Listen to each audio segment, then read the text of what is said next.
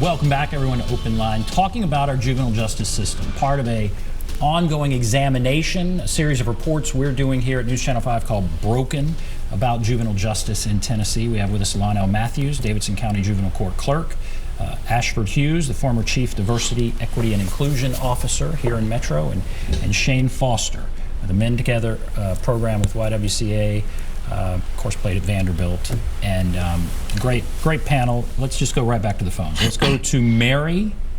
Hello, Mary. Go right ahead. What's on your mind? Yes, I've listened to all three of the young men talk, but I have yet to hear one of them say, where is the parent's responsibility in these children? Now, if you got a child at the age of 12 to 17, they underage. These crimes that I've been looking at on TV is happening like at 1, 2, 3 o'clock in the morning. They should be in the house. Where are the parents? They should be accountable for their children. So why is not nothing said about the parents?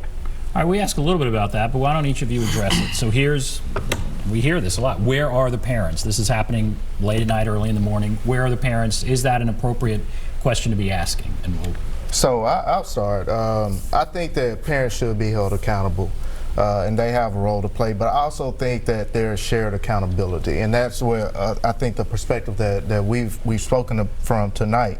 I hear from parents all the time that want to intervene or try to intervene with their child's behavior and don't have the resources or places to turn to help them do that. And there's not a lot of programs or nonprofits that actually focus on programming for parents. The Family Center does some of that, and there are nonprofit organizations that may have a program here or a program there. But no one is solely focused on providing those resources for parents that need it. We have a lot of parents that may have become parents at a young age. We have a lot of single, especially in the African American community. I think nationwide, 70% of African American children grow up in single parent households. And so parents need help too. Especially if they are being accountable and if they're asking or seeking help, we have to provide those avenues for them. And I think we have to create a safe space for parents to be able to say, I do need help. We can't shame parents into thinking that just because you don't have all the answers, you had that child, you should have all the answers. We can't shame parents into thinking that. We have to make it comfortable for parents to say, I don't know the best path forward with my kid. And sometimes parents say that. And the system that you say isn't broken, it's designed to do what it does, maybe doesn't help them. They hit a brick wall. I've seen parents say, cases. I need help, and then what happens is not helpful. Yes, I've seen it too. I agree. What do we do about that? We need to turn it around. We need to break down those barriers that some parents are facing. And we also need to make sure that parents are, in being held accountable, we're being sensitive to the needs of the family and the family structure and some of the things that are happening holistically. Back to the community piece that Asher and Shane both eloquently described. We have to have all hands on deck to help these kids. Parents are not excluded from that, but parents aren't the sole answer, and we can't just leave this on the doorstep of the parents. We can't leave it on the doorstep of the schools or one entity. It's everybody, or we're not going to fix this issue.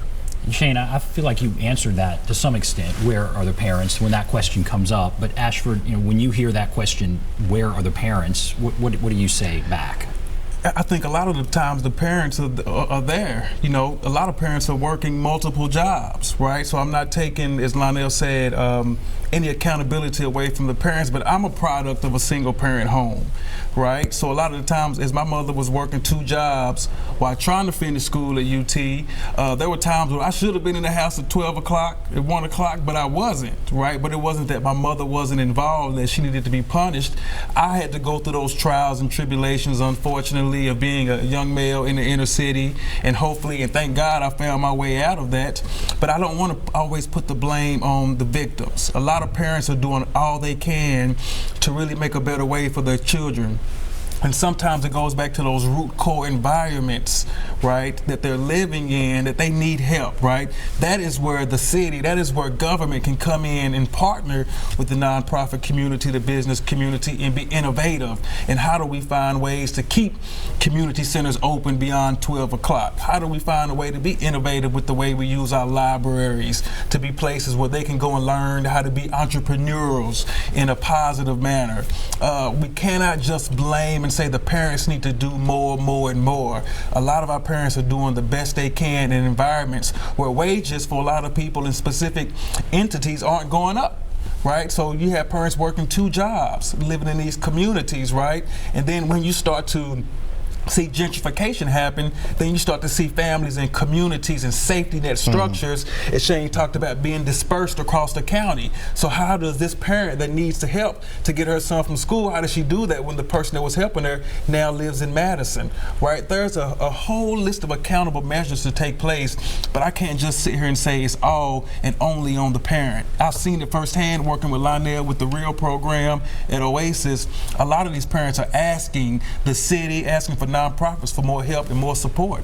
Shane, you said that's not a question that's asked all across our entire community. Maybe that's a question that's just asked in certain parts of our community. And maybe it's a fair question, but are we getting to the point where resources can be allocated in such a way that it can help parents in other parts of the community? I guess, you eloquently answered her question, I feel like. And how do we move beyond what you described, how that's not asked of other parts of the community? Well, I think it's difficult based on the structure of the system that exists right now, right? Like I take something as simple as childcare, for example. Adequate childcare costs a minimum of about $400 a week, right? So in certain communities, they're only making $400 a week. So to say to them that they have to shoulder all of this responsibility on their own is a lot for anyone. And regardless of what community that you live in, if those were your exact same circumstances, you'd be making some of the same decisions that you see parents making. It's not a matter of whether or not they want to be in their kids' lives or they want to be able to provide more for their kids or whatever the case may be.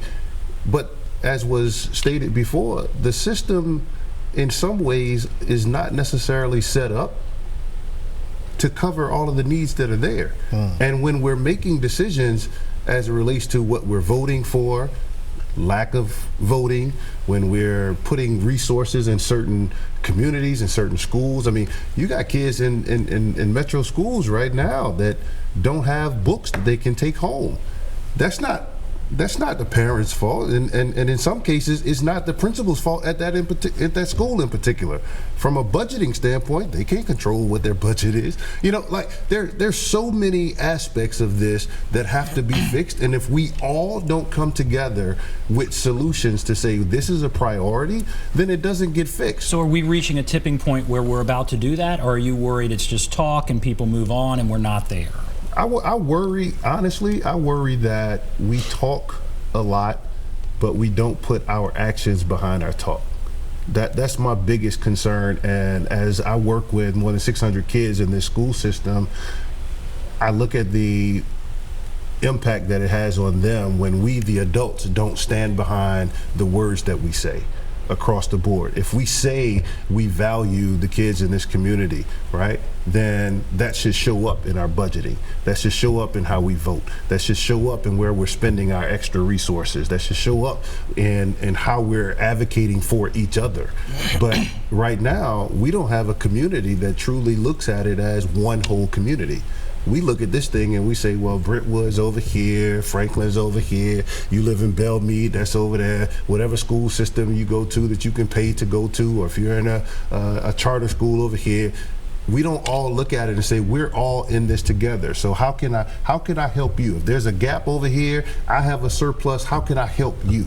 Right? The more we're able to come to, and it's grassroots, I get it. It's me being able to help my brother right here. It's me being able to help my brother over here. But that's what it takes, because us doing all of this talking, unfortunately, we haven't put our actions behind that at every level. And I want to ask you the same. They're telling me I have to go to break, but I ask you quick. Do you think we're reaching a tipping point, or are you afraid we're just talking and the action isn't there? Are we reaching a point where there'll be action? I think it's a combination. I think we have to continue to keep driving the narrative. We have to keep, as leaders within the city, have to keep talking to the mayor's office. We have to keep, as a city, listening to the grassroots community. We're at a tipping point. We've been there, and now I think if we don't do something now, then we're going to go over that tipping point, right? And the community is somewhat combustible that we just can't keep doing this, right? And they're going to be demanding and hold everybody accountable to see this through. And I think the time is now. And this is also legacy building for the city as well, as we show what type of city we really want to be. Are we the most equitable city in the country? Do we care about the welfare of our kids moving forward? Now is the time. All right, we're going to take a break. Come back. I promise to get more calls right after this.